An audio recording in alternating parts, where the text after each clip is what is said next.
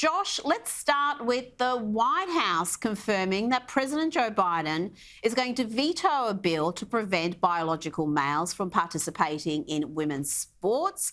The White House statement said discrimination has no place in schools.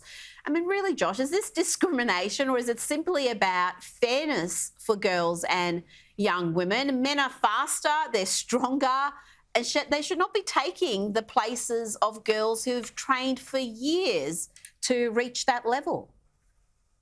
Yeah, I mean, Rita, the extent to which there is any discrimination whatsoever going on here when the question comes to biological males participating in women's sports has nothing to do with discrimination against those who have gender dysphoria and have had chemical castration or so-called gender-affirming care.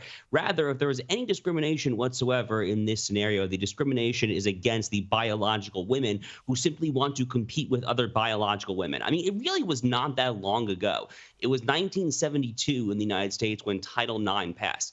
At the time that Title IX passed, it was celebrated by the feminists everywhere. It was a huge, huge seminal accomplishment of the 1960s, 1970s era feminist movement. The current transgender movement is in a state of irreconcilable tension with feminism. And I guess from my perspective, I am wondering, where are all of those old school feminists? Now, there are some, Riley Gaines, the very successful collegiate swimmer who just got shouted down out in San Francisco. She has been sounding the alarm. Martina Navratilova, arguably the greatest women's tennis player of all time, she has been sounding the alarm. So there are some diamonds in the rough here, but we really, really, really need more people to speak out about this. And shame on President Biden, but of course it's wholly unsurprising. His administration is entirely in the bag for the radical transgender agenda, as we saw most recently after the horrific shooting by a transgender lunatic at a Christian school in Nashville, Tennessee.